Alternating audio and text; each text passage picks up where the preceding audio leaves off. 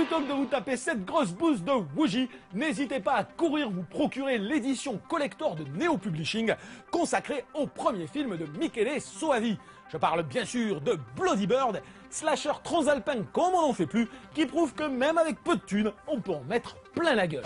Pour apprécier à sa juste valeur Bloody Bird, les néophytes du giallo devront passer outre la dégaine désastreuse des acteurs, leurs horribles permanentes et la soupe 80s qui sert de soundtrack au film. Reste qu'au-delà de ces apparats issus d'une décennie connue pour son mauvais goût assumé, Bloody Bird est une perle du slasher transalpin qui donna un second souffle à ce genre initié par Mario Bava. Clairement inspiré par le Phantom of the Paradise de De Palma, le film se déroule entièrement dans un studio où une troupe de théâtre répétant une comédie musicale horrifique va se faire décagner la tronche par un serial killer particulièrement barbare qui s'est attifé d'un masque de hibou. C'est sûr, ça a l'air basique et ridicule comme ça, mais au-delà de son canevas et d'un manque évident de moyens, limitant la mise en scène à une majorité de plans fixes, Bloody Bird transcende avec brio les règles du genre. Doté d'une photo sublime, d'idées visuelles constantes et d'artifices de mise en scène empruntés intelligemment à Hitchcock, Bava ou Argento, le film construit surtout une tension palpable en crescendo qui aboutit à un bain de sang particulièrement jouissif. Dans le premier quart d'heure, tu te dis oh là là, est-ce que je vais vraiment taper cette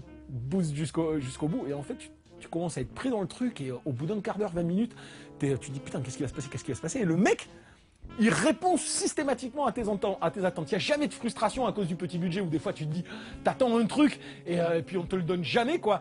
À la fin, le mec, il monte bien son truc, mais à la fin, ça se finit à tronçonneuse et vas-y quoi. Une bonne occasion de réaliser à quel point Michele Soavi, qui fut longtemps acteur et assistant sur les films des plus grands maîtres italiens de l'horreur, est un cinéaste fondamental. Un cinéaste qui tournera par la suite deux chefs-d'œuvre, hélas trop peu connus. Alors d'abord, il y a Della Morte, Dell'Amore, je sais pas du tout parler l'italien, avec Rupert Everett, qui est une fausse adaptation, mais en tout cas très influencée par le comics d'Island Dog, et Arrivederci Amore Ciao, qui est un polar monstrueux sorti récemment en salle et que je vous invite à aller voir de toute urgence s'il est encore à l'affiche. Deux films visuellement magnifiques dont on sent les prémices dans Bloody Bird, slasher d'une intégrité absolue qui est en outre accompagné sur le DVD d'un fascinant documentaire d'1 heure relatant avec des anecdotes démentes les galères de tournage. Un docu qui prouve aussi à de nombreuses reprises que Soavi est un réalisateur qui aime et défend le cinéma de genre avec une intelligence qui force le respect.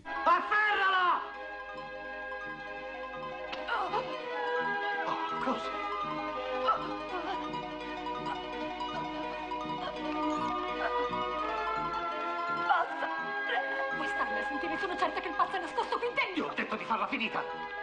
Avanti, uccidila! Uccidila! Che diavolo c'entra col coltello, pezzo di cretino? Non è ebreo!